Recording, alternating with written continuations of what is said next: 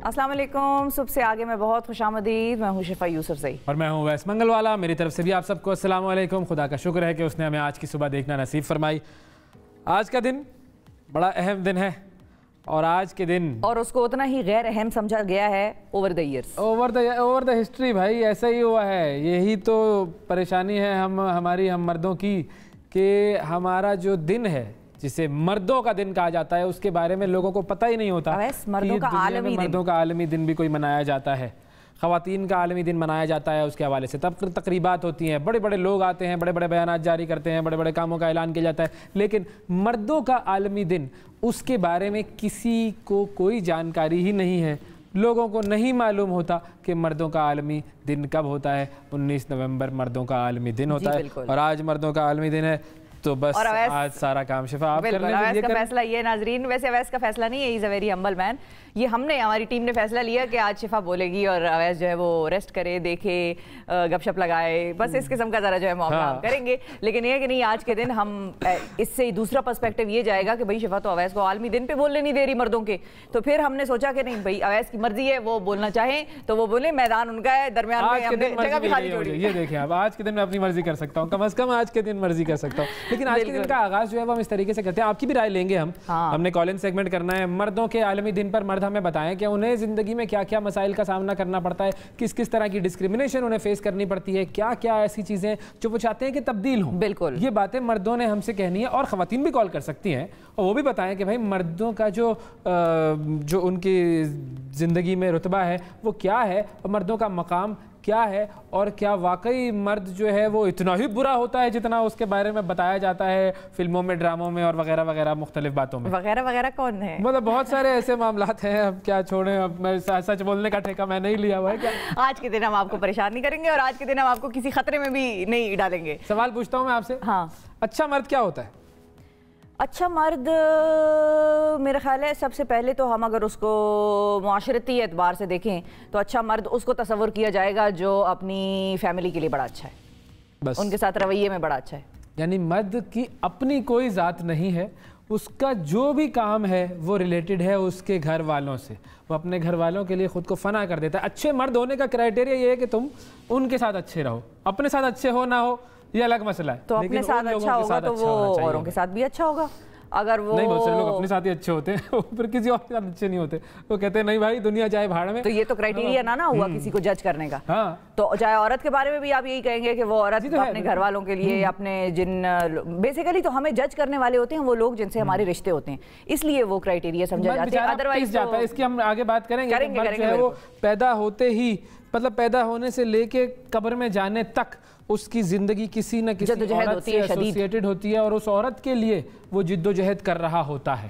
सिर्फ ये बात ऐसा भी नहीं है। अभी औरतों के लिए, औरत के लिए, अपने लिए, अपने लिए, अपने वालिदैन के लिए, बच्चों के लिए माँ आ जाती है, माँ का रुतबा बहुत नहीं। तो आपने खास तौर पे औरत क्यों कह दिया? दूसरा मर्द भी तो शामिल है ना, वालिदैन में बाप भी तो होता है। शायद जुमला वैसे निकल गया, लेकिन मेरा कहने का मतलब ये कि मर्द अपनी जिंदगी के हर लम्हे पर किसी न किसी औरत के साथ बहुत क्लोजली जुड़ा हुआ होता है और उसके लिए जिद्दोजहद कर रहा होता है। ये मैं कहना चाह रहा था।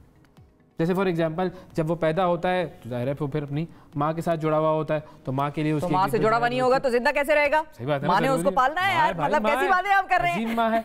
फिर उसके बाद जो है वो अपनी बीवी के लिए, अपनी बेटी के लिए, अपनी बहन के लिए, मतलब मैंने कई मर्द ऐसे देखे हैं जिन्होंने अपने आप को फना कर लिया अपने इन रिश्तों के लिए। तो बहरहाल इस पर हम बात करेंगे, आपकी भी राय लेंगे। ये तो हमारा एक जो है वो आज का मेन मुद्दा है, मर्दों का आलमी दिन मनाया बिल्कुल। और आपने हमें प्रॉब्लम्स बतानी है अपनी कि आप लोगों के साथ मुआशरे में प्रॉब्लम्स हैं क्या जिसको हम बदल सकते हैं। ये सिलसिला सारा डन हो गया जी। ठीक है, तो ये तो हमारा आज का, हमने आपको बता दिया कि एक अहम मामला होगा। इस पर हम कॉल्स भी लेंगे, आपकी फ़ोन लाइन्स हमारी ऑन कर देंगे ताकि हम जो है वो कॉल्स ले सकें। लेकिन सबसे पहले हम अपनी स्टोरीज़ की तरफ जाते हैं। हाँ जी, बहुत सारे अहम मामलात हैं दुनिया में जो हो रहे हैं और पाकिस्तान में जो खास तौर पर जो सबसे अहम इस वक्त इवेंट मनाया जा रहा है वो है सिखों के अहम मजहबी मकाम दरबार साहब करतारपुर जो है उसको भारतीय यात्रियों के लिए कोई तकरीबन 1.5 साल बाद दोबारा खोला गया है। और भारतीय पंजाब के जो वज़ीर आला हैं चिरंजीत सिंह, उन्होंने दीगर वज़रा के साथ एक वफ्द की सूरत में कोई इस दरबार का भी दौरा किया और पाकिस्तान और भारत के दरमियान वीज़ा फ्री राहदारी का जो इफ्तिताह है वो बाबा गुरु नानक की 550वीं सालगिरह के मौके पर हुआ था 9 नवंबर 2019 में। और उस 9 नवंबर को हमारे अपने भी शायर मशरिक की भी जो है उनके हवाले से भी बड़ा अहम दिन हम मनाते हैं, तो ये बेसिकली उनको भी एक गिफ्ट था। हाँ, तो अब जो है वो बाबा गुरु नानक की 552वीं सालगिरह मनाई जा रही है, उसकी तकरीबात हैं और बाबा गुरु नानक के आखिरी अय्याम से मंसूब इबादतगाह है ये, जो कि पाकिस्तान इंडिया के बॉर्डर पर 4 किलोमीटर पाकिस्तान के अंदर वाक़ है। 2019 में राहदारी खुलने के बाद हज़ारों की तादाद में सिख यात्रियों ने गुरुद्वारा में हाज़िरी दी थी और ताहम कोरोना वायरस के बाद फिर मार्च 2020 में इस राहदारी को किसी भी किस्म की आमदोरफ्त के लिए बंद कर दिया गया था। 2890 यात्रियों को पाकिस्तान के वीज़े जारी किए गए हैं। इस साल ननकाना साहब में होने वाली तकरीबात में वो शिरकत करेंगे, जबकि उनमें से 2500 सिख यात्री वाघा के रास्ते पाकिस्तान पहुँच चुके हैं। इसके साथ साथ करतारपुर राहदारी भी खोल दी गई है। अब भारतीय पंजाब से यात्री बगैर वीज़े के भी अपनी मजहबी रसूमात पाकिस्तान में अदा कर सकेंगे। और भारत के साबिक क्रिकेटर और सियासतदान नवजोत सिंह सिद्धू जो हैं वो भी 20 नवंबर को करतारपुर राहदारी के जरिए पाकिस्तान आएंगे और गुरुद्वारा दरबार साहब में हाजिरी देंगे। कोविड से पहले को तकरीबन 2000 सिख यात्री यहाँ पर रोज़ाना हाजिरी देते थे। अच्छा, बिल्कुल। अब जो है वो ये सिलसिला, अल्लाह करे कोविड का ये सिलसिला जिस तरह कम हुआ है और भी कम हो। और ये जो, क्योंकि देखें रिलीजियस जो मामलात होते हैं उसकी हमेशा पाकिस्तान के अंदर रिस्पेक्ट की जाती है और इसीलिए ये करतारपुर का जो गुरुद्वारा है ये इतना बड़ा उसको बनाया गया, पूरा इसके ऊपर काम किया गया ताकि जब वो लोग सिख जो बरादरी है वो यहाँ पर आए तो उन्हें वाकई लगे कि पाकिस्तानियों ने कितना ख्याल रखा है उनकी इस अहम इबादत गाह का। और ये हमारा दीन भी हमें यही सिखाता है कि बिल्कुल ऐसा ही है। वहाँ पर मैं और आप जब गए थे तो वहाँ पर सिर्फ सिख थोड़ी थे, वहाँ पर मुसलमान भी आए हुए थे वो देखने के लिए, उनके लिए भी एक मुकद्दस जगह, वो भी उसको तस्लीम करते थे और वो भी उस जगह को देखने गए हुए थे। और वहाँ जो सिख यात्री आए हुए थे उनसे मुलाकातें कर रहे थे। सिख यात्री यहाँ के मुसलमानों को देख देख के रो रहे थे, कितने खुश थे।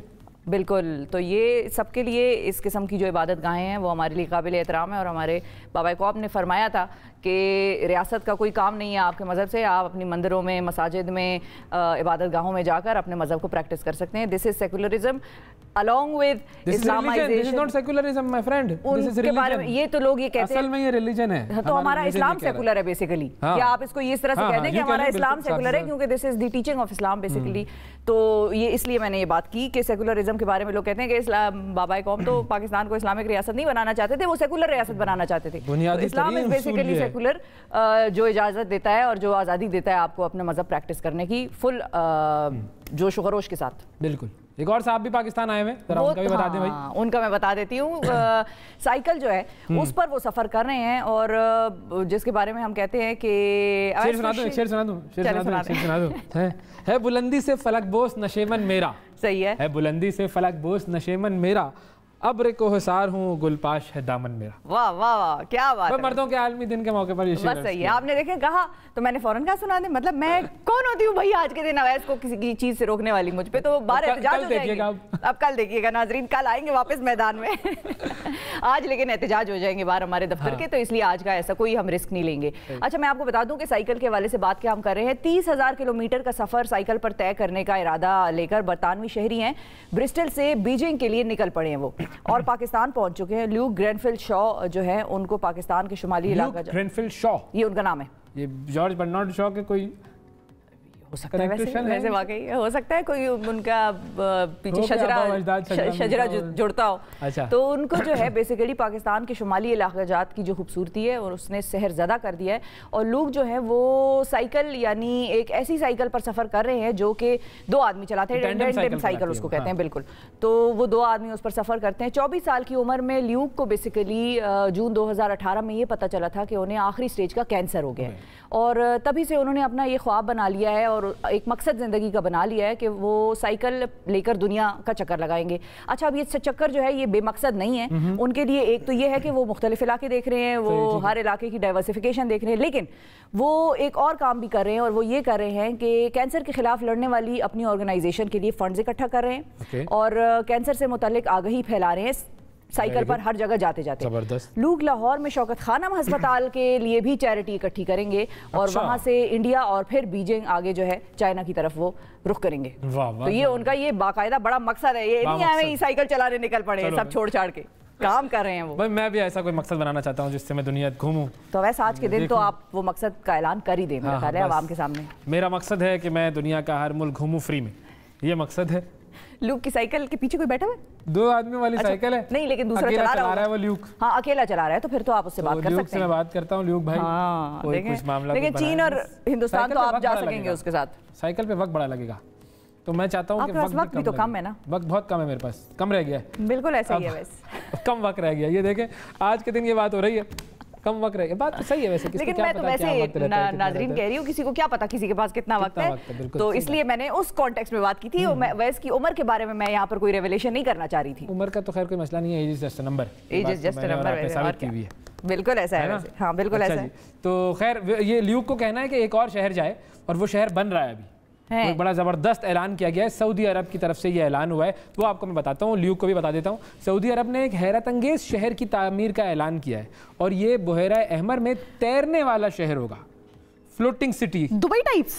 दुबई फ्लोट कहाँ कर रहा है? मतलब दुबई भी तो मतलब जजीरा टाइप है, लेकिन मसनूई एक तरह से उसमें बहुत सारी ऐसी। दुबई तो चूंकि वो जजीरा नहीं है ना, तो होता क्या है कि ये एक अलग से शहर बनाएंगे, बुहैरा अहमर में ये तैरेगा। वेनिस कह सकते हैं, वेनिस नंबर 2। वेनिस क्या कोई जजीरा तो नहीं है ना? नहीं जजीरा, तो ये जजीरा बना रहे हैं बाकायदा। ये अलग से एक शहर तैरने वाला होगा, इसके 8 कोने होंगे, तो वो अलग से डिजाइन ऐसे तैरेगा। हाँ ऐसे तैरेगा बेचारा, या ऐसे वाला। अब ये नहीं पता किस तरह उसके तैरने का क्या उन्होंने मैकेनिज्म बनाया है। तंग नहीं करूंगी आज के दिन आपको, आप बताएं जो खबर सुना रहे हैं, इंटरेस्टिंग है वैसे।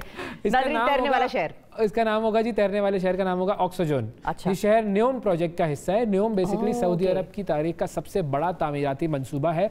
500 अरब डॉलर्स की लागत से यह तामीर किया जाएगा। न्योम के ऑफिशियल ट्विटर अकाउंट पर ऑक्सोजोन की एक कॉन्सेप्ट वीडियो शेयर की गई है, और ये दुनिया की पहली खुदकार बंदरगाह भी होगी जो खित्ते में लॉजिस्टिक हब साबित होगी। फिलहाल ये नहीं बताया गया कि इस शहर की तामीर क्या जो लागत है वो कितनी होगी, लेकिन ये शहर जो कैसे समुद्र में तैरने की सलाहियत रखता होगा, अभी इसकी डिटेल्स उन्होंने नहीं शेयर की है। ठीक है। लेकिन यह है कि बुहैरा अहमर जो है वो दुनिया के मसरूफ तरीन तिजारती रास्तों में से एक है, और न्योम जो है वो सऊदी अरब के विजन 2030 का हिस्सा है, विजन 2030, जो कि सऊदी वली अहद शहजादा मोहम्मद बिन सलमान के मुताबिक जो उन्होंने शुरू किया है। इस मंसूबे के तहत बुहैरा अहमर में इतना बड़ा पुल भी तामीर किया जाएगा जो कि इस शहर को मिस्र से, उर्दन से और अफ्रीका के बाकी हिस्सों से मिला देगा। इस तरह दुनिया में पहली बार 3 ममालिक का पहला खुसूसी एक जोन कायम हो जाएगा। तो इसमें ठीक है, पुल से जुड़ा हुआ। हाँ ठीक है भाई, ये अजीब अजीब चीजें कर रहे हैं मोहम्मद बिन सलमान, लेकिन बहुत सारी अजीब अजीब चीजें ऐसी हैं जो नहीं भी होनी चाहिए, लेकिन बहुत सारी ऐसी चीजें हैं जो बड़ी अच्छी हैं। हाँ, तो कुछ मामलात हैं ऐसे कि जिनके ऊपर तशवीश का इजहार किया जा रहा है सारे मुसलमानों की तरफ से, लेकिन ये है कि बाकी ये देखें टूरिज्म के हवाले से तो इन्होंने कमाल लेकिन देखिए वैसे वहाँ पर सिर्फ तशवीश का इजहार किया जा रहा है, वहाँ पर एहतजाज नहीं हो रहे। साद रिजवी साहब वहाँ पर नहीं गए। हाँ, तो ये तो हमारे यहाँ के मामलात है ना। नहीं, तो साद रिजवी साहब की जिम्मेदारी ये नहीं बनती कि वो सऊदी अरब में जाके अपने लोगों को एहतजाज करें। पहले अपना, वो ज्यादा मकाम जो है वो देखें, पहले अपना मुल्क, अपना घर। मेरे घर में अगर कोई परेशानी होगी तो मैं पड़ोस वाले में क्यों झांकूंगा? नहीं, तो साद रिजवी साहब कोई परेशानी, मैं यही तो बताने की कोशिश कर रही हूँ, परेशानी को हाईलाइट नहीं कर रहे, वो परेशानी बढ़ाने की कोशिश कर रहे हैं। अगर उनको इतनी परेशानी होती है इस चीज की, तो जो मोहम्मद बिन सलमान ने उधर ऐलानात किए, सबसे पहले तो जाके वो उधर एहतजाज करते, उन्हीं मकामात के बाहर बैठ के एहतजाज करते। लेकिन क्योंकि वहां पर है, वहां तो कोई एहतजाज करने की सिर्फ अलिफ करके दिखाए, बस ये बात है, कोई नहीं कर सकता। बहुत सारे लोग लटका देते हैं। खैर एनीवे आगे बढ़ते हैं। हम भी तो खुद बहुत सारे मामलात करते हैं ना, हमारे अंदर खुद ही की भी तो कमी है। अरे भाई, हम तो मुआहिदे करके और साइन वाइन करके, चलो बस फिर ठीक है, अब उस पे क्या बात करें, बस सही है। जिंदाबाद नाज़रीन, अगली खबर की तरफ जाते हैं।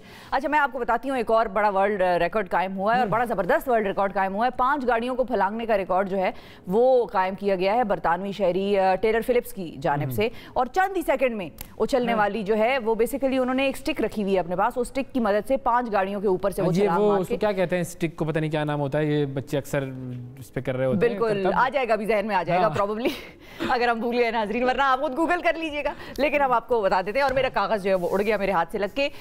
21 साल टेलर फिलिप्स ने पोगो स्टिक, बिल्कुल पोगो स्टिक उसको कहते हैं, और वो बच्चे इस्तेमाल करते हैं अपने खेल वेल के लिए। उसकी मदद से एक गाड़ी के बाद दूसरी गाड़ी और दूसरी गाड़ी के बाद तीसरी गाड़ी, इस तरह उन्होंने लाइन से लगाई हुई थी, और वो उसके ऊपर से फलांग कर आलमी रिकॉर्ड अपने नाम कर गए हैं, दुनिया को हैरत में मुब्तला करके। पोगो स्टिक अमूमन वही बात जो हमने की कि बच्चे जो हैं वो अपने करतब दिखाने के लिए इस्तेमाल करते हैं, और इसके जो माहिर अफराद होते हैं वो इस स्टिक को एक्रोबैट्स के लिए बेसिकली इस्तेमाल करते हैं, जो स्टिक के ऊपर बहुत महारत रखते हैं, तो वो एक्रोबैटिक्स में इस्तेमाल करते हैं इसको। और फिलिप्स ने छलांग लगाई और जो है चौड़ाई अगर मैं आपको बताऊं कि कितने उससे उन्होंने ये छलांग लगाई है, तो उसकी चौड़ाई है 1.6 मीटर। एक गाड़ी की चौड़ाई है, तो इन्होंने इस तरह से 5 रखी हुई थी। तो आप ऊंचाई कितनी थी इसकी ऊंचाई थी जी 2 मीटर। ओके। और इंस्टाग्राम पर शेयर हुई ये वीडियो, वायरल हो गई वहां से। और टेलर फिलिप्स जो है उन्होंने 7.20 सेकंड में 5 गाड़ियों के ऊपर से छलांग लगाई। डिस्टेंस आपको हमने बता दिया और वर्ल्ड रिकॉर्ड उन्होंने अपने नाम करा लिया। वाह, जबरदस्त, बेहतरीन बेहतरीन। अच्छा, ये तो एक वर्ल्ड रिकॉर्ड है इंसान का। हाँ। मुझे लग रहा है दूसरा जो मैं खबर आपको सुनाने लगा हूँ वो केकड़ों का वर्ल्ड रिकॉर्ड है। इंतहाई केकड़े भाई, ओ हो केकड़ों का एक जम्मे गफीर, एक जलसा, एक रश लगा हुआ है केकड़ों का। इमरान खान ने कॉल दी थी क्या? इमरान खान होगा कोई केकड़ों का इमरान खान, उन्होंने जो है वो बुलाया।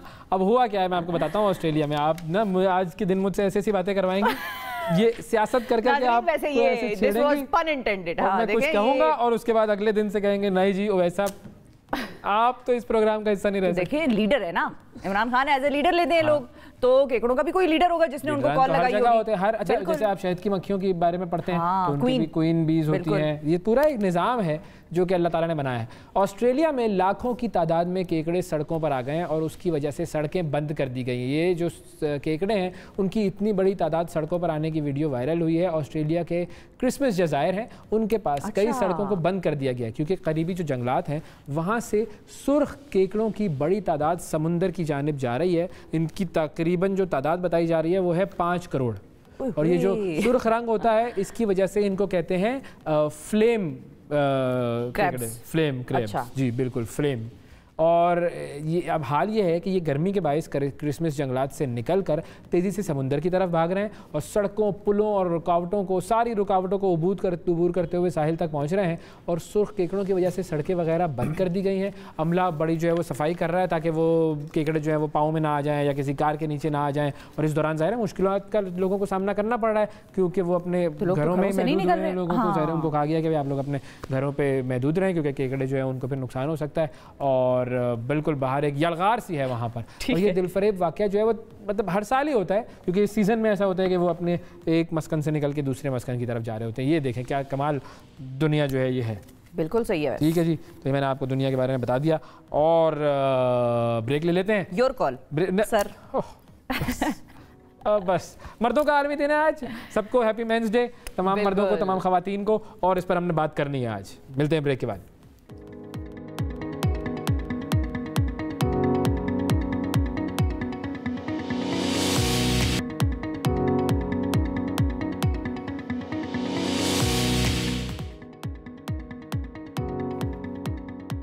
Welcome back. कराची में कोऑपरेटिव मार्केट में आग लगी 2 दिन पहले। उसके बाद एक और तिजारती इमारत जो है वो आग की लपेट में आई। वो थी सदर में ज़ैनब मार्केट के करीब विक्टोरिया सेंटर की 3री मंजिल। इस पर जो है उसमें आग लगी। उसके बाद अब कल रात की खबर ये है कि कल रात में भी कराची में 3 मुख्तलिफ जगहों पर आग लगी है। उस आग के ऊपर जो है वो काबू पा लिया गया। लेकिन ये जो तेज़ी से आग लगने के वाक़यात कराची की बिल्डिंग्स में हो रहे हैं, कराची के अपार्टमेंट्स में हो रहे हैं, ज़ाहिर है बहुत ख़तरनाक वाक़यात हैं। कराची की अमूमन बिल्डिंग्स में आपको फ़ायर एग्ज़िट नहीं मिलता। कराची के जो फ़ायर टेंडर्स हैं उनका हाल हम सब जानते हैं कि क्या है। एक तो फ़ायर जो एक्सटिंग्विशिंग जो गाड़ियाँ होती हैं उनकी कमी है। उसके बाद जो वफाकी हुकूमत ने सिंध में जो गाड़ियाँ भेजी थी उनका हाल भी हम सब के पास बिल्कुल मौजूद है, न्यूज़ पर आता रहता है कि वो गाड़ियाँ जो हैं वो किसी भी तौर पर काम नहीं आ रही क्योंकि वो गाड़ियाँ मौजूद हैं लेकिन जिन जिन इदारों ने उन्हें लिया है उन्होंने उनके लिए ना ड्राइवर रखा है ना उसका पेट्रोल का खर्चा उठा रहे हैं। वो गाड़ियाँ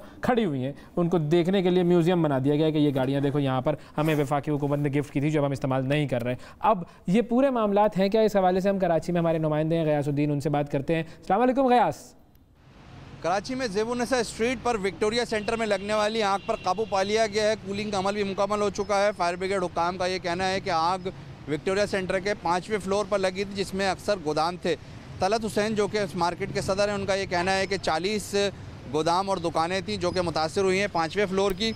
इस वक्त ज़ेबुन्निसा स्ट्रीट पर जो ट्रैफिक की रवानी बंद की गई थी और ट्रैफिक बंद किया था वो ट्रैफिक बहाल हो चुका है, गाड़ियाँ चलनी शुरू हो गई हैं, रोड को खोल दिया गया है।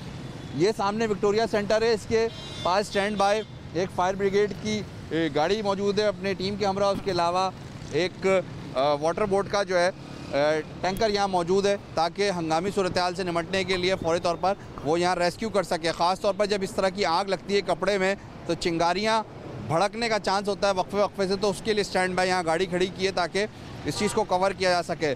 दुकानदारों का ये कहना है कि सर्दी का स्टफ़ इनके पास सीज़न का मंगवाया गया था, बड़ी इन्वेस्टमेंट की गई थी, अब तक तखमीना नहीं लगाया सका कि कितनी जो है नुकसान इसमें हुआ, जितनी सरमायाकारी की गई थी ताजरों की जानिब से। लेकिन फ़िलहाल आग को कंट्रोल कर लिया गया है।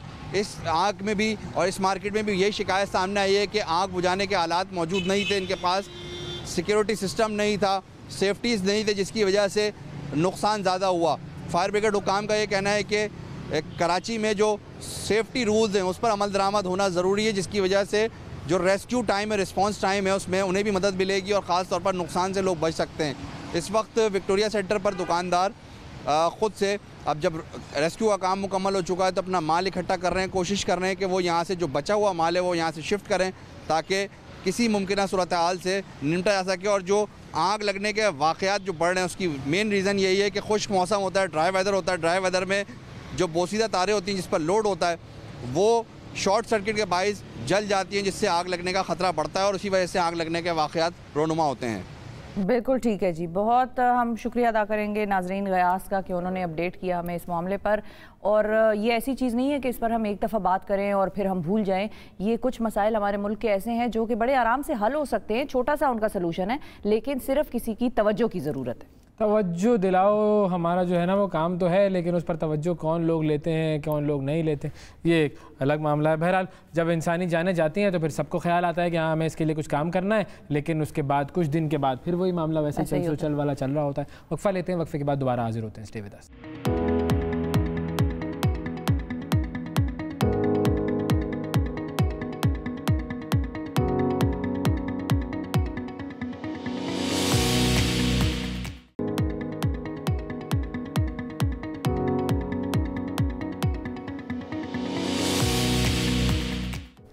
Welcome back to the programme नाजरीन। वज़ीर आज़म इमरान खान का कहना है कि वोटिंग के लिए इलेक्ट्रॉनिक वोटिंग मशीन के इस्तेमाल का फैसला ऐसा ही है जैसे क्रिकेट में न्यूट्रल एम्पायर लाना था। EVM के जरिए इंतखाबात समेत 33 अहम बिल्स मंजूर कराने में हुकूमत कामयाब हो चुकी है। इत्तेहादी जो आंखें दिखा रहे थे हुकूमत ने उन्हें भी मना लिया है और TLP से भी मुआहिदे कर लिए हैं। खैर लोगों को इस पर एतराज़ भी बहुत है, लेकिन मुआहिदा बहरहाल हुआ था। ऐसा नजर आता है कि हुकूमत पहले से ज़्यादा मजबूत होकर अपोजिशन के सामने खड़ी हो गई। और अपोजिशन को जिन बिल्स पर सबसे ज़्यादा एतराज़ है वो इलेक्ट्रॉनिक वोटिंग मशीन है, ओवरसीज़ पाकिस्तानियों के वोट का हक देने से मुताल्लिक है। अब EVM पर कौमी असम्बली की कायमा कमेटी बराए कानून और इंसाफ के सामने सेक्रेटरी इलेक्शन कमीशन ने भी ब्रीफिंग में कहा कि EVM के इस्तेमाल में चैलेंजेस हैं और इसका इस्तेमाल आइंदा आम इंतखाबात में होगा या नहीं अभी कुछ नहीं कह सकते। अगला इलेक्शन क्या EVM के जरिए होगा? क्या अपोजिशन इन नताइज को मानेगी? अपोजिशन जो बड़े बड़े दावे कर रही है माजी में कुछ नहीं बिगाड़ सकी थी, अब क्या वो कुछ बिगाड़ पाएगी? बात करेंगे इस हवाले से रहनुमा मुस्लिम लीग नून रोमीना खुर्शीद आलम साहब से। अस्सलाम वालेकुम रोमीना। वालेकुम अस्सलाम। कैसी हैं आप? बिल्कुल ठीक, आप कैसे हैं? बिल्कुल ठीक जी, ज़बरदस्त बेहतरीन। आज तो मैं खुश हूँ। आज तो देखिए मैं खामोश ज़्यादा रहूँगी। क्यों आज क्यों खुश हैं आप? एक ही दिन होता है मर्दों की जिंदगी में खुशी का, वो तो मनाया जाता है। मुझे लगता है मर्दों के सारे ही दिन होते हैं। बस यही है मामला, मर्दों का आलमी दिन आज मनाया जा रहा है, तो मैंने सोचा आज मैं कुछ चेहरे पे मुस्कुराहट लाके कुछ खुशी का इज़हार कर लूं। फिर भी देखिए कितने उदास लग रहे हैं ना, आप कोशिश कर रहे हैं क्योंकि आपको भी पता है सारे साल का असर है ना, सारे साल का नहीं। और पता है कि रोज ही इन लोगों के दिन होते हैं वही, मतलब बच्चे ले आपको आलमी दिन मुबारक। बहुत शुक्रिया। बहुत जो अच्छे अच्छे लोग हैं उनको आज का दिन मुबारक। बिल्कुल। तो ओवरसीज वालों को क्यों मुबारकबाद नहीं दे रहे आप लोग के वोट का हक मिल गया उनको? देखिए हम बिल्कुल ऐसा नहीं है कि हम ओवरसीज वालों को मुबारकबाद नहीं दे रहे, हम लोग ओवरसीज़ के साथ खड़े हैं। और यहाँ पर अगर मैं बात करूँ अपनी पार्टी की तो सब जानते हैं कि हमने हमेशा कोशिश की है ओवरसीज़ को साथ लेने की, लेकिन जो इस टाइम करंट बात अगर आप EVM की बात करते हैं, ईविल विश मशीन की बात करते हैं, वो दो अलग अलग मामला है ना। लेकिन देखिए ओवरसीज़ की जहाँ तक बात है, इस टाइम जो हालात और वाक़यात हैं, जिस तरह की चीज़ें चल रही हैं, मेरे नहीं ख्याल में कि महंगाई का ग्राफ जिस तरह से बढ़ रहा है, गैस मिलनी बंद हो गई है, दवाइयाँ वो जो है 150 रुपीज़ तक, मतलब 150% इंक्रीज़ कर गई हैं, नॉट रुपीज़ हर दवाई। अगर आप खुद भी मेडिसिन या कुछ लेते हो, दिस इज नॉट लाइक के मैं कोई सिर्फ criticism for the criticism by the sake of criticism कर रही हूं, दिस इज रियलिटी। और जहां तक बात है लोगों को फैसिलिटेट करने की, तो जितनी फैसिलिटीज हमें मिल रही हैं वो तो हम सबको ही पता है, इसीलिए ओवरसीज वाले वोट डालेंगे और इस हुकूमत को चलता कर देंगे बाहर। एक बात मुझे बताएं कि आप कहीं पर भी कोई काम शुरू करने से पहले अपने घर को देखते हैं। पार्लियामेंट में तो आपसे इलेक्ट्रिक वोटिंग हो नहीं पाई अगर आप इतने नहीं देखिए, ऑपोजिशन तो सारी इकट्ठी है। आप ये देखिए अगर PMLN की आप बात करें तो this is on record that 100% 100% the presence of our people were there. और तमाम ऑपोजिशन जो है उनकी तो अपनी गिनती गलत हो गई थी, गवर्नमेंट की अपनी गलती गलत हो गई। तो वो मैनुअली गिन रहे थे, अब मैनुअली 400 बंदा गिन नहीं सकते और 22 करोड़ आवाम के वोट गिनेंगे। देखिए ये this is once again that what I am saying ना शिफा, कि अगर आप इतने ही तब्दीली शुदा लोग हैं, मतलब सो कॉल्ड तब्दीली के नारे लगाते हैं, तो फिर आप घर से शुरू करें ना। आप पार्लियामेंट को तो पहले उस इलेक्ट्रॉनिक पे लेके आए ताकि दिखाएं कि हमने घर को थोड़ा सा ठीक तो किया। लेकिन एक अलग चीज है ना, हम तो कह रहे हैं कि वो तो वोट डाल दें, जो बाहर बैठे हुए हैं उनका तो हक है ना वोट डालना, वो पैसे भेजते हैं। अच्छा, और ये सुप्रीम कोर्ट के फैसले भी हैं कि आप उनको वोटिंग का राइट दें। बात ये है कि सुप्रीम कोर्ट का फैसला बिल्कुल सच है, सबको पता है, हम लोग कोई इस चीज से इनकार नहीं, but you have to be skilled Shifa. अगर आप यहाँ पर होस्ट करने के लिए बैठे और आपके इक्विपमेंट्स ही पूरे नहीं है तो आप क्या करेंगे? अच्छा, वैसे वोटिंग ओवरसीज वालों ने एक मरतबा की भी थी बाई इलेक्शंस में, आप देखिए, आप जब हम फॉरेन ट्रिप्स पे ऐसे जाते हैं किसी ऑफिशियल पे उस पे, तो वहां पर जो हर एम्बेसी का जो किरदार होता है वो भी नजर आ रहा होता है। अक्सर ओवरसीज जो है वो परेशान भी होते हैं, नाला भी होते हैं। तो सही डांटते हैं खान साहब एम्बेसडर्स को अपने। अब वो डांटते हैं तो फिर कुछ कर भी लेना, डांटते ही ना रहे वो दिन ब दिन, वो एक दिन और बयान, एक दिन और बयान, तीसरे दिन बिल्कुल यू टर्न। सो वो नोटिफिकेशन, जस्टिफिकेशन और फिर यू टर्न। तो इसलिए बेहतर है कि पहले ये अच्छा निकाला आपने नोटिफिकेशन, क्या बात है भाई, रोहिना साहिबा ने जुमला तो उसमें आई थिंक देखिए सबसे ज्यादा जिस चीज की जरूरत है वो ये है कि हम में से किसी को इनकार नहीं, क्योंकि ऐसा तो नहीं है कि पीटीआई का वोट होगा तो पीएमएलएन का नहीं होगा या पीपल्स पार्टी का वोट नहीं होगा, सबका होगा। लेकिन वैसे जो मसाइल थे वो क्या थे ओवरसीज को वोटिंग देने के लिए, क्योंकि आपकी पार्टी ने भी बड़ा मौकफ तो लिया था मरियम साहिबा की ट्वीट से और वो सब। देखिए they are not properly skilled, और दूसरी चीज है कि आप जो वैसे आम इलेक्शन है वो तो आपसे ठीक होते नहीं है। डस्का, आप सारे इलेक्शंस को छोड़ दें, डस्का का इलेक्शन आप सबके सामने, इलेक्शन कमीशन है ना, ठीक है, और इलेक्शन कमीशन को हमें स्ट्रॉन्ग करने की जरूरत है। ना सिर्फ ये कि आप उसके आगे जो ऑटोनमस बॉडीज हैं उनको उनका काम करने दें। यही प्रॉब्लम है सबसे बड़ी कि हमने हर जगह घुसना और हमें लगता है कि हम कुल्लो अक्ल हैं, तो ऐसा नहीं होता। आप अपना काम तो ढंग से कर नहीं पाते तो दूसरों को क्या करेंगे? मतलब जब तक पेपर वाले इलेक्शन सही नहीं होंगे उस वक्त तक हमें इलेक्ट्रॉनिक के बारे में नहीं सोचना चाहिए। देखिए सोचने में कोई कोताही नहीं है, लेकिन आप देखें हम साथ साथ आज अगर हम एज अ टीचर भी अगर हम बात करें, एज अ कोई भी आम आपका अगर हम चैनल भी जो है उसमें आप देखें HD बहुत ज़्यादा जो है वो यहाँ पर आया बिल्कुल, और आप देखें बट उसके लिए you got the proper staff, you got the proper technical skilled based people जिनके पास ये स्किल मौजूद थी। आप और फिर उस पर डेफिनेटली हम देखते हैं जब भी कोई ट्रांसमिशंस आती हैं, चैनल आते हैं, उनकी जो है फॉर द टाइम बीइंग जो है वो चलती हैं उसको नोटिस करने के लिए कि कोई एक्सपेरिमेंट जो है वो उसको करने के लिए वो करते हैं कि ताकि पता चले, ठीक है। तो या that's the right word, test transmissions जो हैं वो चलती हैं। तो आपने अभी तक कुछ किया नहीं और आप ये नारे लगा दें तो नारों से काम नहीं चलता। ग्राउंड रियलिटीज़ पे ये कोई पवेलियन मैच नहीं, 2020 का मैच नहीं है, ये एक मुल्क है और वोटिंग की बात है। और वोट चाहे हम हो, देखिए हम अगर आज हम बात करें तो इसी सिनेरियो में कल को पीटीआई भी हो सकती है, ठीक है, इसी सिनेरियो में कोई और पार्टी भी हो सकती है। जरदारी साहब ने कहा है कि आज जो आप लोगों ने बीज बोए उसका फल कोई और खाएगा, उसका मतलब क्या था? ये तो वक्त आने वाला बताएगा कौन फल खाएगा। ये फल तो देखिए जब दरख्त लगेगा बढ़ेगा तो फिर फल कहाँ आने वाली नस्लों के लिए काम किया, ये कह रहे थे। लेकिन लेट्स सी, जरदारी साहब, मैं आई एम नॉट जरदारी साहब spokesperson, so I don't know what आप लोग क्योंकि कनेक्शन है ना। देखिए हर जमात का अपना एक नजरिया, मैं अपनी पार्टी के बिहाफ पे बात कर सकती हूँ। मैं जरदारी साहब की बहुत इज्जत करती हूँ, definitely he is a great leader of his party and definitely उन्होंने बहुत कुछ किया, लेकिन जाहिर है जो उनका नजरिया है उनकी जमात ज़्यादा बेहतर बता सकती है। उनसे पूछेंगे शायद आप लोगों ने इस पे डिस्कशन की हो कि भाई ये क्या कह रहे हैं, क्या तो देखिए होती रहती है, आगे जब आएगा फल कहाँ तो फिर पता चलेगा। तो अभी पीडीएम के क्या प्लान्स हैं? कोई चमगोइयां चली हैं पार्टी के अंदर, क्या आप करना क्या है? पीडीएम के अंदर चमगोइयों पे तो कान नहीं धरना चाहिए। मैं तो हमेशा ये कहती हूँ कि जो चीज़ प्रैक्टिकल होती है उसके ऊपर आगे बढ़ना चाहिए। या समथिंग बीइंग डिस्कस्ड। देखिए PDM is very much there, ठीक है, और जैसे कि ये मुख्तलिफ मिनिस्टर्स, मैं तो कई मिनिस्टरों के नाम भी नहीं लेना चाहती क्योंकि उनका बंदा क्या नाम ले, आज इधर कल उधर, मतलब कहीं कल इधर उधर होते रहते हैं। कितने सारे हैं, 35-40 तो मिनिस्टर हैं उनके, इतने सारे के पाकिस्तान की हिस्ट्री में इतने वजीर नहीं थे जितने वजीर उन्होंने बना दिए, पर पता नहीं बेचारे क्या करते रहते हैं। वो एक वो कहानी नहीं होती थी कि वो गुलेरी और बंदरवाली की, वो इधर दौड़ के गया, इधर कोशिश बड़ी की पर आग ना बुझी। तो मतलब ये भी शायद वही कोशिशें होंगी, लेकिन वही है ना, आप लोगों ने उनको पाला पोस कर बड़ा किया और फिर वो इमरान खान साहब ने उनको जो है नौकरियां दे दी। अब इमरान खान साहब के बाद वो किसी और नौकरी में वापस आप लोगों के पास भी आ सकते हैं। तब्दीली तो रहा ही ना, let the new, if you really want to work. अब जैसे शिफा, मुझे तो किसी जमात ने नहीं पाला था ना, I was no one, I was from a very humble background. मैंने काम किया और फिर मुझे मौका दिया गया। इसी तरह अगर आप तब्दीली के नारे लगाते थे तो let the new people come.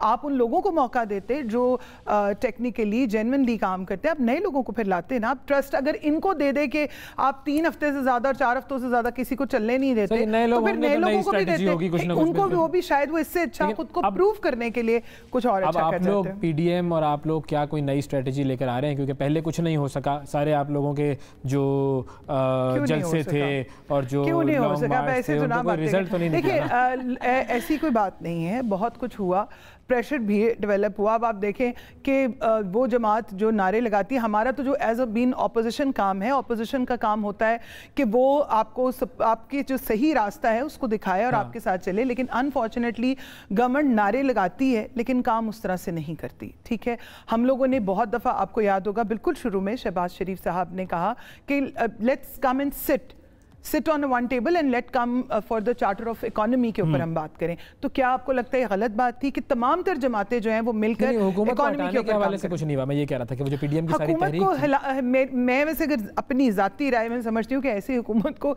ये तो हिले हिलाए हैं, वैसे ही हिले हुए हैं। हाँ। तो मैं ही समझती हूँ कि इनको हिलाने की बजाय इनको जरा ताकि ये मौका नहीं, टाइम तो है, टाइम ही टाइम है। हमने कभी भी ये नहीं कहा कि ये अभी निकल जाए, ये गिर जाए या चले जाए। जाना का है तो 1.5 साल रह गए, चले लेट्स सी। ये मेरी अपनी जाती राय है, सही है। और मैं अपनी जाती राय में समझती हूँ कि इनको कोई अफसोस का वाकया या वो नहीं मिलना चाहिए कि हमें ये हो जाता तो हमें हो जाता। तो ये सियासी शहीद और वक्त के शहीद जो हैं वो तो नहीं, और अवाम इनको बनने भी नहीं देगी।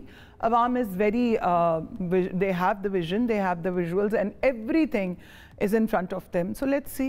सही है, मतलब वक्त आईना दिखाएगा। तो अब जो भी सारी एक्टिविटी पीडीएम में प्लान हो रही है, मतलब वो, क्योंकि मेरा जो मकसद था पूछने का वो ये था कि पहले आए, बैठे, धरना दिया, जलसे किए, हुकूमत को हटाना मकसूद था, वो मकसद पूरा नहीं हुआ। फिर दोबारा भी कॉल थी ना कि सर्दियों में जलसे हो जाएंगे इस साल, दोबारा हम आएंगे। तो वो सारी एक्टिविटी जो है वो एक, जो वो इमरान खान साहब ने कहा ना हंगामा ड्रामा था असेंबली में, तो क्या वो सारा हंगामा ड्रामा हमारा हंगामा ड्रामा था? उनको कि अपना कोरम ड्रामा तो पूरा कर लें, खुद बेचारे आते नहीं, खुद इसी हम तो आखिर तक सोचते रहे कि जो सो कॉल्ड वज़ीर आज़म साहब हैं वो कोई स्पीच करेंगे, कुछ अवाम से बयान करेंगे। प्रोग्रामों में तो जा के बोलते हैं, हाँ। डब्बे में जा के बोलते रहते हैं। तो पार्लियामेंट जो उनका एग्जैक्ट फोरम है वहां पर भी तो आके गुफ्तो शनीद करें।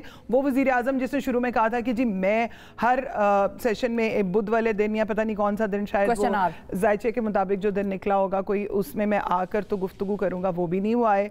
और हम तो इंतजार करते रहे कि वो आएंगे, वो बोलेंगे, लेकिन आखिर हो गया ना वो बोले और ना ही वो बोलने की जरूरत नहीं है। बिल्स बोल रहे हैं, इतने सारे बिल पास हो गए, क्या जरूरत है बोलने की? सुनने का वहां पर हमने क्या सुनना था? हम तो ये चाह रहे थे कि बोले भी तो सही, पता चले पार्लियामेंट में बोल सकते हैं अपने हम वतनों के साथ। बोलते तो मतलब बोल तो सकते हैं, अब उसमें क्या सवाल है? शिफा, मैं जितनी मर्जी बात करूं, कहीं पर भी बात करूं, लेकिन जो मेरी जगह है बात करने की, मुझे वहां पर बात करनी चाहिए। वो where I meant to talk, where I meant to ask. हमें आप ये बात करें, हमें पॉइंट ऑफ ऑर्डर तो मिलता नहीं, आप ऑपोजिशन की बात करें तो फिर हम कहाँ जाके बात करें? एक मुसलसल 1.5 हफ्ते से, जिस दिन से वो 11 साला बच्ची का वाकया हुआ, every day I asked point of order. Could you believe I couldn't get the chance as a parliamentarian? That's my right to talk.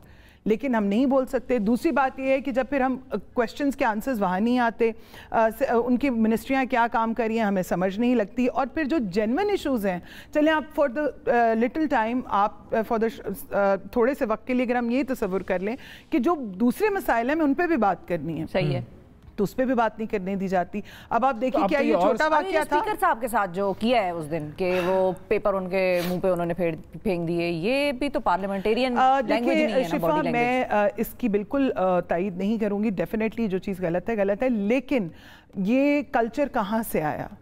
गुज़श्ता parliament का मैं हिस्सा थी, लास्ट टर्म में I was a member of a parliament, और हमने इससे ज़्यादा घटिया सलूक देखा है ऑपोजिशन का। और आज जो वो शीरी मिजारी साहिबा, लड़ाई तो हमने वो याद है नून लीग और पीपल्स पार्टी की आपस में, ये तो किसी there is no last word, ठीक है।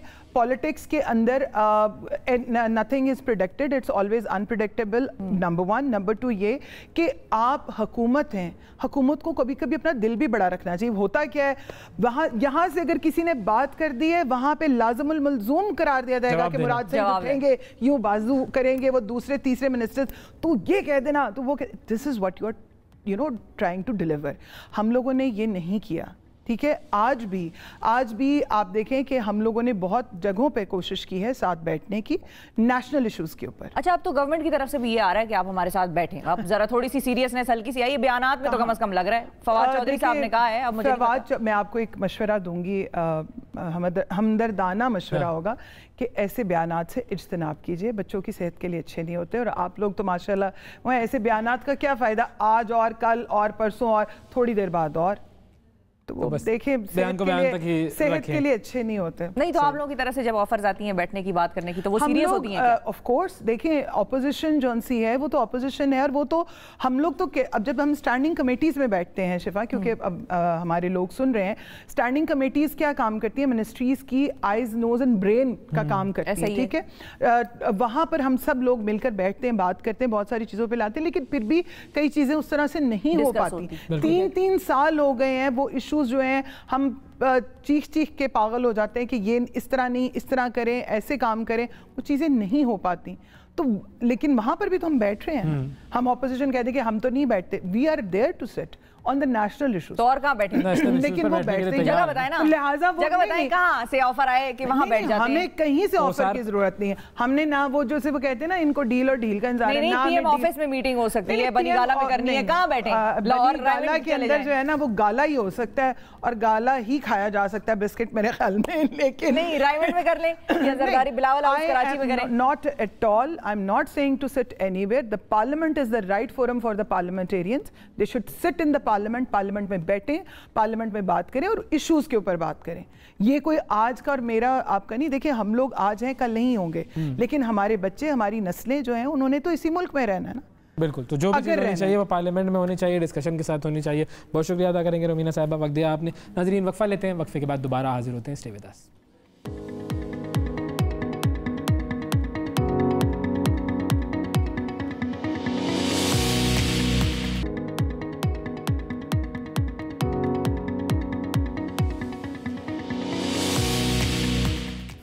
Welcome back to the programme नाजरीन। Happy birthday Awais. Happy birthday का क्या मतलब है? मैं बता, सेलिब्रेट करें ना हम मर्दों का। हैप्पी मेंस डे का है ना, बर्थडे मेरी अलग होगी। हैप्पी मेंस डे, हैप्पी फलाना day, happy happy birthday Awais.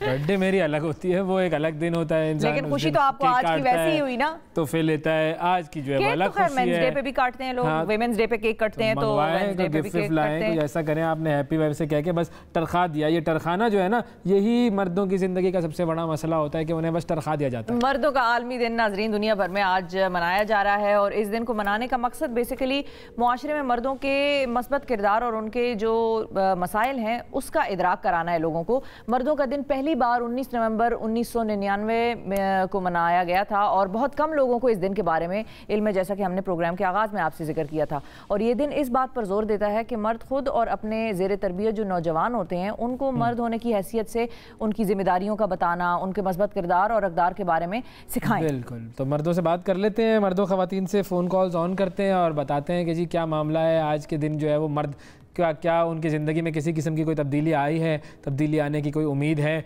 और वो क्या चाहते हैं, वो ज़िंदगी में चाहते क्या है, मर्द क्यों परेशान है। भाई मर्दों कॉल करो, ख़वातीन आप भी कॉल करें और बताएं कि जी मर्दों के आलमी दिन पर आपके क्या जज्बात हैं।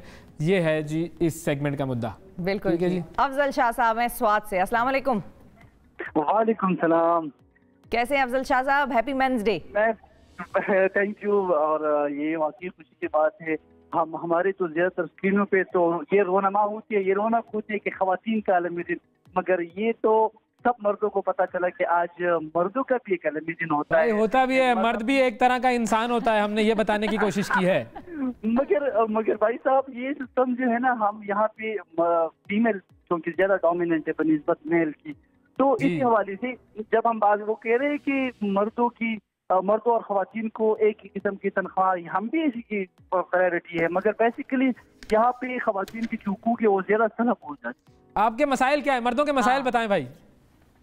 मर्दों के मसाइल तो 1000 जगह पे है। जब मुआशरे से आपको क्या गिला है? मुआशरे से गिला करें जी। जब सिंपल ये है ना, आजकल हमारे जो बेसिकली जो लोग हैं, यानी फैमिली में बता दूं, फैमिली या फेस्टिवल हो या इस तरह कोई टिकट लेना हो, तो जो फैमिली कपल है वो कह रहे अपने फीमेल को कह रहे जाके आप टिकट ले लो। हाँ, ये कि अब भाई मसला क्या है, मैं अगर अपने अब्बू के साथ कहीं जा रहा हूँ तो मैं फैमिली नहीं हूँ। फैमिली का मतलब ये भी है कि भाई मेरे साथ कोई खातून होनी चाहिए, चाहे वो मेरी खातून फैमिली से हो भी या ना हो। ये भी एक अजीब कानून है। बिल्कुल, मैं ये कह रहा हूँ मतलब कि जब फीमेल आपके साथ हो तो मतलब आप सारी जो रुकावट है इससे आप मुबर्रा हो, आप जाके आसानी से टोकन ले सकते हो, क्योंकि हमारी माशरा जो बाकी माशरे की बनिस्बत हमारा माशरा खवातीन को ज्यादा हुकूक और देनी भी चाहिए। खवातीन भी माशरे इस हवाले से अपने प्रायोरिटी रखना है, मगर मर्दों को भी इंसान समझे। और मुझे और दूसरा ही मर्दों में दूसरा ये कि दुनिया में सबसे पहला जो कदम है वो मर्द ने रखा है। पूरी दुनिया में सबसे पहला कदम मर्द आया था, फिर इसके बाद फीमेल। तो प्रायोरिटी चाहिए और हमें भी तो थोड़ी इज्जत दे देना मर्द को, बेचारा पहले आया था, पहले पहुंच गया वो। ये तो वो सवाल हो गया, मुर्गी पहले आई थी या अंडा? तो ऐसे ही उन्होंने बताया ना। तो बहरहाल ठीक है, बहुत शुक्रिया आपका, आपने जो है वो वक्त दिया। और भी कॉलर्स हमारे साथ मौजूद होंगे, हमें बताएं जी मर्दों के मसाइल। भाई आज यूं कर दूं, मैं इसको पीछे कर दूं, आज मर्दों का आलमी दिन है, ऐसे कर दूं, कर दे आज के नहीं, दिन भी पीछे कर दे। ये नहीं कर सकता। ये अच्छा मर्द वो होता है जो कि औरत को अपने शाना बशाना साथ रखे। क्या बात है, ऐसा ये मैंने सब्लिमिनल मैसेजिंग की है। हाँ बिल्कुल सही। अच्छा जी, कौन है हमारे साथ? मोहम्मद मुजम्मिल साहब है रावलपिंडी से। अस्सलाम वालेकुम मुजम्मिल साहब, happy men's day to you sir. वालेकुम अस्सलाम, बहुत शुक्रिया आपने मौका दिया मर्दों को बोलने का, मर्दों के आलमी दिन के मौका पर। सर बोले ऐश करें, हम सुन रहे हैं। इसमें मैं तो ये बताना चाह रहा हूँ कि जो मर्दों का आलमी दिन बनाने का जो मशवरा दिया गया था वो भी एक औरत की जानिब से दिया गया था। बड़ी खातून थी भाई, जबरदस्त खातून थी भाई वो। क्या बात। बिल्कुल। और ये सबसे बड़ी बात है कि हमारे माशरे में मर्दों के वाकई ही बहुत ज्यादा मसाइल हैं। और तो वो क्या है सर, सामने क्यों नहीं आते लेके आते आप मर्द लोग बताएं उन मसाइल को? हुकूक मर्दा, मर्दों के मसाइल के हल के लिए ना ही कोई इक़दाम किए जा रहे हैं और ना ही कोई उनकी सुनवाई होती है। मसला बताएं, सबसे बड़ा मसला क्या है? आप एक जॉब होल्डर मर्द को देख लें, किसी भी जगह पे एक जॉब होल्डर मर्द को वो प्रायोरिटी नहीं दी जाती जो एक औरत को दी जाती है, जो कि एक हमारे माशरे का बहुत बड़ा अलमिया है छुट्टी लेने में। कि आप अपने माशरे में किसी भी जगह पे देख लें, एक माशरे में एक वर्किंग और हार्ड वर्किंग मर्द को वो प्रायोरिटीज नहीं दी जाती जो एक मसलन कोई अपना जिंदगी का वाकया शेयर कर देना ताकि जरा समझ में आ जाए हमें। हमारे जिंदगी के जो वाकयात हैं उसमें आप देख लें, बहुत सारे ऐसे वाकयात हैं हमारे रोजमर्रा की जिंदगी में। आप खुद फील्ड में देख लें कि आपके फील्ड में किस तरह लोगों को ऐसे प्रायोरिटीज दी जाती हैं, औरतों को प्रायोरिटीज दी जाती है। किस चीज के लिए प्रायोरिटी? मतलब छुट्टी लेने के लिए, तनख्वाह लेने के लिए, लेट आने की इजाजत है उसको, है क्या औरत को मिलता क्या? मतलब मर्द को डांट ज्यादा पड़ती है बॉस की तरफ से, औरत को कम पड़ती है, ये कह रहे हैं आप? बिल्कुल, मर्द को हमेशा से डांट भी ज्यादा मिलती है। पता नहीं सर ये कौन से बॉसेस से आप वो कह रहे हैं, तो जो भी है उनके बॉस होंगे, यकीन तो करें ना, आज मर्दों का दिन है शिफा। सही, ओके मर्द बोल रहे हैं, मैं सुन रही हूँ सिर्फ। और सिर्फ आप ये देख लें कि औरतों का जब आलमी दिन होता है, मेरे ख्याल से कि पूरे दुनिया को पता होता है कि औरतों का आलमी दिन है, और मर्द का आलमी दिन मेरे ख्याल से शायद कोई एक ट्वीट वजीर आजम और सदर साहब की तरफ से नहीं आई, कोई एक ट्वीट ना आई। तो बिल्कुल रोए मत रोए, पानी पिए। ये ले, औरतों का आलमी दिन होता है सदर मुमलिकत साहब की जानब से। औरतों का आलमी दिन के ऊपर तकरीबन 1.5 पेज का एक पैगाम आता है, वज़ीर आज़म की जानब से होता है, वज़ीर खजाना की जानब से हर एक पैगाम दे रहा होता है। आज बिल्कुल सही है। मेरे ख्याल से किसी को पता भी नहीं होगा, शायद आप किसी मिनिस्टर से पूछ रहे तो उन्हें भी शायद ना इल्म हो इस बात सर। इसीलिए तो हम यहाँ पर बैठे हैं, हम अदना से इस कौम को जगाने के लिए दरपे हैं कि हम इस कौम को ख्वाब गफलत से उठाएं और जगाएं। बहुत शुक्रिया अदा करेंगे मोहम्मद मुजम्मिल साहब, आपने वक्त निकाला। और वाकई वैसे मतलब एक ट्वीट ना आई। खान साहब कोई खुदा का वास्ता ट्वीट कर दो, आप ट्वीट करें, मैं ट्वीट करता हूं कि खान साहब इमरान खान साहब को, सदर साहब को ट्वीट कर सर नो ट्वीट ऑन। ये अभी करता हूं जब तक अगला कॉलर ले। जी सर बताएं। ये भी एक प्रेशर, मर्द पे इतने प्रेशर हैं कि ट्वीट। ये एक और राना हसीब साहब है जी फैसलाबाद से। अस्सलाम वालेकुम राना साहब, हैप्पी मेंस डे। वालेकुम सलाम, थैंक यू मैडम। कैसे है राना साहब? जी अल्लाह का शुक्र, खुशी हुई जी। हमें भी पता लगा कि जी मर्दों का भी आदमी दिन होता है। सर आपका दिन है, आज क्या कर रहे हैं? बस नॉर्मल रूटीन के काम, और क्या करना है सर। अपने मसाले कहीं कोई थोड़ी थोड़ी इज्जत महसूस की कि आज हमारी कोई इज्जत हो रही है, महसूस हुआ कुछ ऐसा? इज्जत तो जाहिर सी बात है, जब पता लगे तो फिर खुशी तो होती है ना कि भाई हमारे हकूक के लिए भी मीडिया आवाज उठा रही है। सर आप अपने हुकूक, जो आप लोगों के मर्दों के हुकूक हमारे मुआशरे में, ऑन अ सीरियस नोट ये तो मैं बात कर रही हूँ कि जिन हुकूक को, जो हुकूक उन्हें नहीं दिए जाते वो हाईलाइट करें। हम चाह रहे हैं कि लोग भी सुने और जो देने वाले हैं हुकूक वो भी सुने। हकूक बात मैं औरतों के साथ कंपेयर नहीं करना चाह रहा। जो वैसे बेसिक हकूक हैं जो जिंदगी गुजारने के लिए, मर्द बेचारा जो मिडिल क्लास के लोग हैं, जो बिल्कुल लो क्लास के लोग हैं, वो उनके लिए परेशानियां हैं, उनकी सैलरीज के मसले मसाइल हैं। वो कहीं जॉब के लिए जाते हैं, उनको प्रायोरिटी सही से नहीं दी जाती, ठीक है। अगर वो कहीं स्कूल में बच्चों के लिए जाते हैं, वहाँ पे उनको सही प्रायोरिटी नहीं दी जाती। मतलब ये क्लासेस का फर्क है। मैं औरत के साथ नहीं कंपेयर करना चाहता, ठीक है, आज मर्द को। लेकिन ये है कि मर्द के जो बेसिक हकूक है ना, उनको पॉलिटिकल हकूक, कल्चर के जो हकूक हैं, उसके मुताबिक है ना जिंदगी गुजारना मर्द के लिए थोड़ी सी, जो लो क्लास लेवल के लोग हैं उनके लिए मुश्किल है। ठीक है, इकोनॉमिक क्लास के हवाले से आप जिक्र कर, मतलब बुनियादी तौर पे मर्दों को फराइज के साथ ज्यादा जकड़ा हुआ है, खवातीन को भी जाहिर है, लेकिन हम चूंकि आज मर्दों के कॉन्टेक्स्ट में बात कर रहे हैं तो मर्द के फराइज बहुत ज्यादा कर दिए हैं, हकूक की कोई बात नहीं कर रहा। हाँ जी जी, हकूक की बात। वो बेचारा अपनी रूटीन में लगा हुआ है, बच्चों को बेचारा मुश्किल से पालता है, जिसमें लो क्लास की लेवल। अच्छा ऐसा उसकी तो झिड़कियां खाता है। अच्छा ऐसा तो नहीं है, आप दोनों मर्द हजरात से मेरा सवाल है, ऐसा तो नहीं है कि मर्दों ने भी अपने बास्केट में बहुत रखा हुआ है कि भाई ये मेरा फर्ज है, मैं करूंगा? ये फर्ज मिले हुए ना माशरे की तरफ से, दीन की तरफ से, मुख्तलिफ जगह मिले हुए हैं उसको फर्ज, और कुछ मर्द होने की वजह से। भाई अगर मैं किसी खातून के साथ कहीं डिनर कर रहा हूँ, लंच कर रहा हूँ मिसाल के तौर पर, तो बिल मैं क्यों दूं? अब ये तो सोसाइटी वाला मामला आ गया ना। आप ऐसी खातून को डिनर पे लेके जाए जो कहती है, नहीं जो कहती है कि अपना बिल मैं दूंगी और अब मेरा भी दे ना, मैं तो ये मेरा बिल और मेरी मर्जी, वो आप हाँ। ऐसी खातून को लेके जाएं, आपकी चॉइस गलत है। हाँ लेकिन मतलब ज्यादातर तो ऐसा होता है ना, मर्द बेचारों को बिल देना पड़ता है, शोविनिज्म। अच्छा वैसे एक बात मैं बता दूं, इधर मैं क्लियर कर दूं नाजरीन, ये एक और जमाने की ये इन्होंने जिक्र छेड़ दिया, ये वो दौर कोई और था जहाँ पे लड़के खवातीन का बिल देते थे। आजकल तो लड़कों के पास जेब में छोटी कौड़ी नहीं होती तो खवातीन को बिल देना पड़ता है। ये मैंने अपनी आंखों से सिर्फ देखा ही नहीं है, मैंने बहुत सी जगहों पे ऐसे बिल दिए हैं जहाँ पे मर्द हजरात की जेब खाली होती है। अगले कॉलर पूछते हैं ना, अगले कॉलर से पूछते हैं। निदा हाशमी, अस्सलाम वालेकुम। हेलो अस्सलाम वालेकुम। निदा साहिबा, ये मर्द ही क्यों बिल दे? देखें मर्द, क्योंकि देखें मर्द अपना जो है ना, अपना वो एक प्रेशर रखता है औरत पे वैसे भी, ठीक है। मैं मर्द हूँ, मैं कुछ भी कर सकता हूँ। तो जब खाने के लिए अगर फैमिली के साथ जा रहा है तो वो घर का सरबराह है, वो उसका फर्ज है, वो कमाता है, उसको देना तो चाहिए। लेकिन जब हम इक्वल राइट्स की बात करते हैं ना, तो वो अभी शिजा कह रही थी, तो मैं यही सुन रही थी कि देखें आज के दौर में जब इक्वल राइट्स की बात कर रहे हैं ना, तो डांट डपट भी सुन रही है। और जब मर्द और एक औरत मिलके, हम लोग जैसे हम खुद जब गेट टुगेदर करते हैं, हमारे साथ मेल भी होते हैं, तो अगर उनके पास फॉर एग्जांपल नहीं है, टेम्परेरी पैसे नहीं है, कुछ भी है, तो हम सबसे पहले उठाकर दे दें। तो उसमें किसी का ऊपर नीचे होना मेरा नहीं ख्याल है कोई मैटर करता है। सही। तो हाँ, तो बाकी ये कि उसके ऊपर फैमिली के प्रेशर्स होते हैं, पैसा कमाने का प्रेशर होता है, जॉब पे जाता है तो जॉब का एक अलग प्रेशर होता है, बॉस की झिड़कियां सुनने का प्रेशर होता है, और ये प्रेशर भी होता है कि मर्द बन, मर्द बन। अबे लड़कियों की तरह रो रहा है, ये भी तो टेंशन है ना, मर्द अपने जज्बात का भी इजहार नहीं कर सकता। ये सीरियस प्रॉब्लम ये होता है।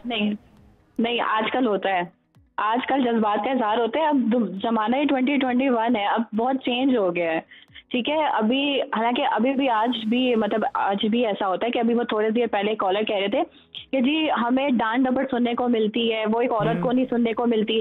मैं आपको बताऊं, मैं एक वर्किंग वुमेन हूँ, ठीक है। मैंने निदा ऐसी डांटें सुनी है, वैसे मैं आपको ऑन एयर बता रही हूँ, तो काम जी बिल्कुल गलत किया होगा ना। मैंने ऐसी डांटें सुनी है कि, और मर्द से सुनी है कि मतलब जमीन हिल जाए।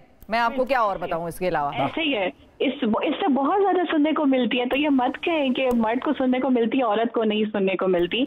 इक्वल राइट्स बहुत ज्यादा हैं। इक्वल राइट्स नहीं, इक्वल राइट्स इक्वल रिस्पॉन्सिबिलिटी होनी चाहिए, दोनों को साथ साथ चलना चाहिए। देखिए नहीं, मर्द को राइट्स बहुत ज्यादा है। देखिए घर में जब ये खानदान में फैसला होता है ना, ठीक है, तो उसमें आप प्रायोरिटी किसको देते हैं? मर्द के फैसलों को, औरत के फैसलों को नहीं। अब मर्द जो है आज एक दिन उनको दे देना, ऊपर हो या नीचे हो। तो मर्दों के आलमी दिन पर आप मर्दों को क्या कहना चाहेंगी? मैं ये कहूँगी कि सुधर जाओ। नहीं, ये कहेंगे थोड़े तो सुधर जाएं, और बाकी ये कि थोड़ा रोना छोड़ दें, ठीक है, राइट्स प्रॉपर मिले हुए, तो अब क्यों इतना शोर मचाना? हाँ, ज्यादा शोर ना मचाओ, कोई तुम्हारा आलमी दिन नहीं है, बस काम करो, चलो ऑफिस जाओ, शाबाश। अच्छा निदा ये बताएं कि आप पेरेंट्स के साथ रहती हैं या आप मैरिड हैं? नहीं, मैं पेरेंट्स के साथ रहती हूँ। अच्छा, तो आपने अपने अब्बू के लिए कोई गिफ्ट लिया? आज मैंने ये कि वापसी पे प्लान है मेरा, ऑफिस से वापस जाऊंगी तो इंशाल्लाह भाई के लिए और अब्बू के लिए जरूर लूंगी। भाई वाह, क्या बात है, जबरदस्त। खुश रखे। तमाम खवातीन आज मर्दों को गिफ्ट दें। बिल्कुल जी, तमाम खवातीन आज अपने जिस भी मर्द को वो जानती हैं उनको गिफ्ट दें। जिस भी मर्द को जिससे आपके अच्छे दोस्ती ताल्लुकात, माँ बाप, भाई बहन, घर वाले, बड़ी लिस्ट बना दी है, उनमें से कुछ को दे दें। चले ओके, प्रायोरिटाइज कर ले नाजरीन। हाँ, लिस्ट बनाएं और गिफ्ट दें। बिल्कुल, तो ये है, होना चाहिए भाई, होना चाहिए, बिल्कुल ठीक है। And happy men's day to everyone. खवातीन को भी, मर्दों को भी, एक दूसरे का एहतराम करें जरूरी, और एक दूसरे के होने की वजह को समझें कि औरत दुनिया में क्यों है और मर्द दुनिया में क्यों है। ऑब्वियसली दोनों के रोल्स डिफरेंट हैं, मुआशरती तौर पर भी, दीनी तौर पर भी, हर एक की जिम्मेदारियां डिफरेंट हैं, हर एक के लिए प्रेशर्स भी इसी वजह से डिफरेंट हैं। मर्द का प्रेशर ये है कि उस पर कमाई का बहुत ज़्यादा प्रेशर होता है, खवातीन पे प्रेशर ये है कि उसने घर को बनाने पे उसका बड़ा प्रेशर होता है। हमेशा the person who is blamed for a broken home is going to be a woman. उसकी वजह मैं जस्टिफाई नहीं कर रही, बहुत सी जगहों पर मर्दों की बड़ी गलतियां होती हैं, लेकिन स्टिल औरत को ब्लेम किया जाता है। तो कुछ रोल्स ऐसे हैं जो हमारी सोसाइटी में डिफाइंड हैं और उसी हिसाब से प्रेशर है। जिस तरह अवैस ने बार बार कहा आज के प्रोग्राम में कि मर्दों पर ये प्रेशर बड़ा होता है कि वो कमाए जाहिर है उसके कमाने, he was assumed to be a breadwinner, और इसी तरह से उसको ये करना है उसकी। अच्छा, और एक ये भी चीज है कि औरत जो कमाती है वो औरत का अपना होता है, मर्द जो कमाता है वो पूरे खानदान का होता है। अल्लाह ताला क्या कमाते हैं, इस पे हम मत कुछ नहीं कर सकते, ये हमारी जिम्मेदारी है। तो सिर्फ ये एक वही जो आपने बात की ना, एक दूसरे की रिस्पेक्ट, एहतराम, इज्जत, ये बहुत जरूरी है। शाना बशाना चलेंगे तभी माशरा बनेगा। ये मुजस्मे जो है ना, ये कोई मुजस्मा अगर यूं हो जाएगा तो गड़बड़ हो जाएगी, और अगर जो है वो यूं हो जाएगा तो भी गड़बड़ हो जाएगी। यूं ही जो है ना वो बैलेंस बरकरार रहेगा माशरे का। एक दूसरे को साथ लेकर चलिए। हमने बहुत सारी मजाक में बातें कही हैं, वो उसको माइंड मत कीजिएगा। तो जो है ना, इसी तफरी में भी हम बहुत सारी बातें कर देते हैं, तो उसको माइंड गपशप लगानी होती है नाजरीन। सुबह सुबह आप लोगों को जगाना होता है ताकि आप लोगों का दिन अच्छा गुजरे। ब्रेक लेते हैं, ब्रेक के बाद फिर मिलते हैं।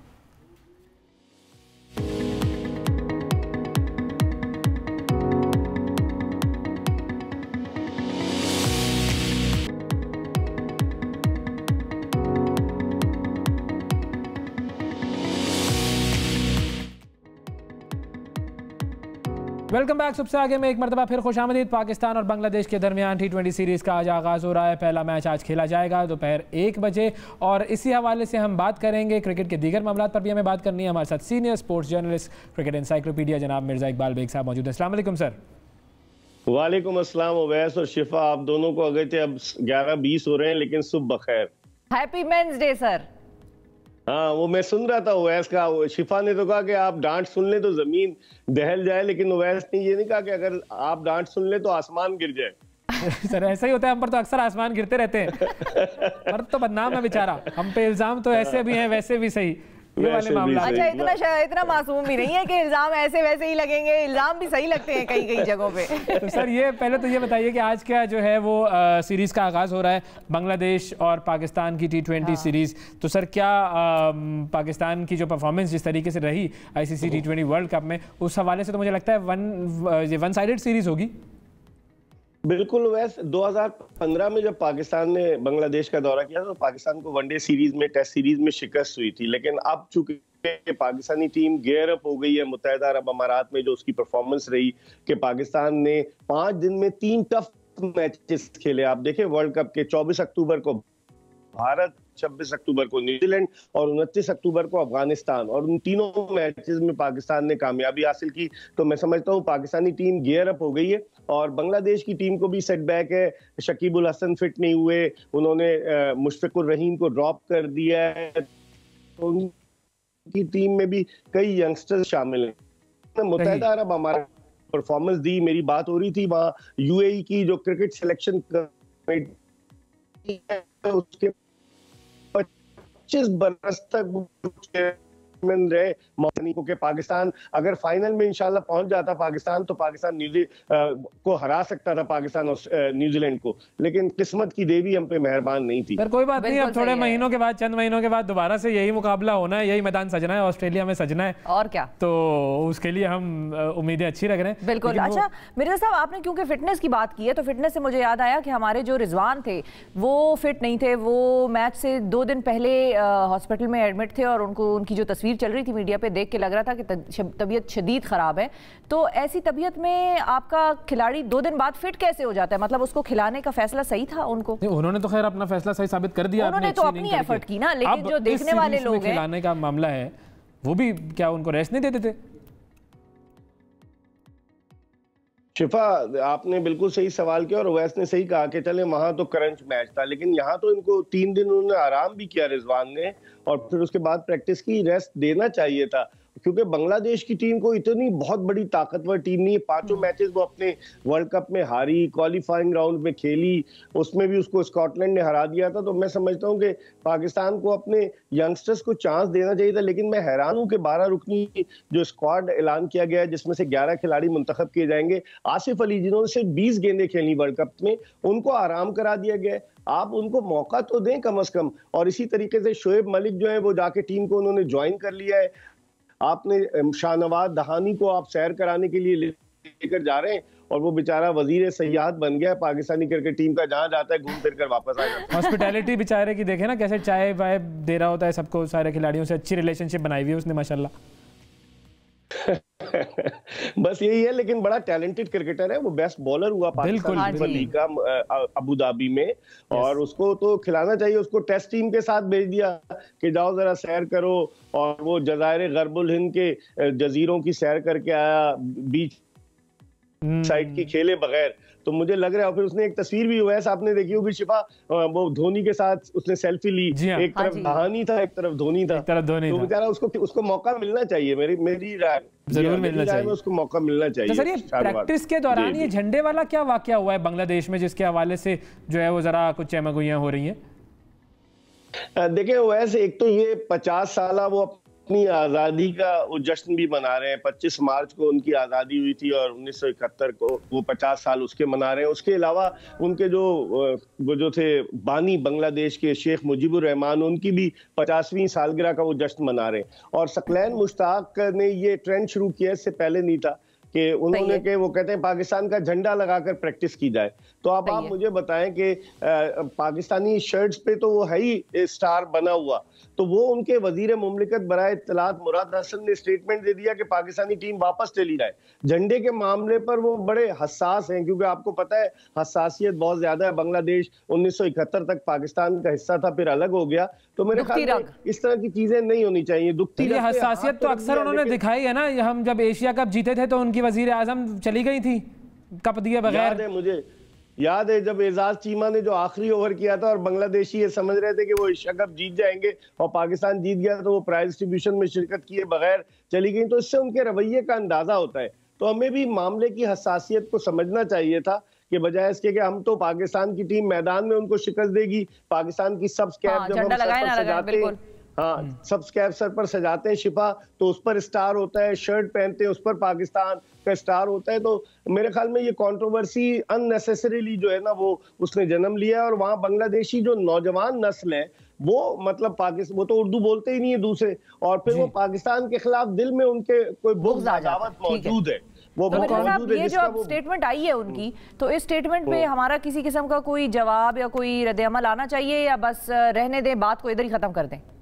मेरे ख्याल में हुकूमत ने हमारी दानिशमंदी का मुजाहरा किया है। बांग्लादेश में पाकिस्तानी हाई कमिश्नर ने भी कोई स्टेटमेंट नहीं दिया, पाकिस्तानी क्रिकेट टीम के मैनेजर मंसूर राना ने भी कोई स्टेटमेंट नहीं दिया। गालिबन मामले की हसासियत को समझते हुए वो इसे दबाना चाह रहे हैं शिफा, ताकि मामला जो है बजाय इसके फ्लेयर अप हो। पाकिस्तान अब आज खेल रहा है, अब आप देखें ना, जो मैंने बताया कि कोइंसिडेंस है कि उनके 50वीं सालगिरह है और 50वीं आज़ादी की सालगिरह, तो ऐसी सूरत हाल में मामलात मजीद बिगड़ सकते हैं। मुझे याद है 1979 में पाकिस्तानी टीम भारत के दौरे पर थी और वनडे मैच खेलने के लिए वो भारत से ढाका चली गई, कोलकाता से। वहां पर हंगामा आ रही हो गई, पाकिस्तानी क्रिकेटर्स जो थे वो ड्रेसिंग रूम में बंद हो गए, जलाओ घेराव शुरू हो गया था, मुझे अच्छी तरह से याद है। तो ऐसी सूरत हाल में कि जहां एक ऐसे मुल्क में जहां इस तरह की सिचुएशन जो है वो पैदा हो सकती है, तो उसमें थोड़ा सा एहतियात बरतें तो ज्यादा मुनासिब होगा। फाइनली सर, ये अजीम रफीक का क्या मामला है? इस कदर उसे जो है वो बेचारे को रेशियल डिस्क्रिमिनेशन का जो है वो सामना करना पड़ा बरतानिया में। वो जो कहते हैं कि हम तो बड़े आज़ादी के चैंपियन हैं वगैरह वगैरह। और दूसरी खबर ये भी आई है वो टिम पेन ने इस्तीफा दे दिया, वो किसी खातून को उसने बेहुदा को मैसेज कर दिया था। क्या कंट्रोवर्सी चल रही है इन दोनों पर? सर कमेंट चाहूंगा आपका। और उसने इस्तीफा भी टिम पेन ने मर्दों के आलमी दिन के मौके पर दिया है, आप ये भी देखें। और दूसरी चीज ये है कि अगर अजीम रफीक की बात करें, अजीम रफीक कराची में पैदा हुआ 1991 में, फिर वो 2001 में इंग्लैंड शिफ्ट हो गया, इंग्लैंड अंडर 19 का कप्तान रहा, यॉर्कशायर की कप्तानी की, बड़ा जबरदस्त प्लेयर है। लेकिन यॉर्कशायर काउंटी में ओवैस रेसिज्म बहुत ज्यादा है और एक जमाना था कि वहां वो कोई यॉर्कशायर के अलावा कोई कलर्ड क्रिकेटर को खेलने की इजाजत नहीं होती थी कि काउंटी को रिप्रेजेंट कर सके।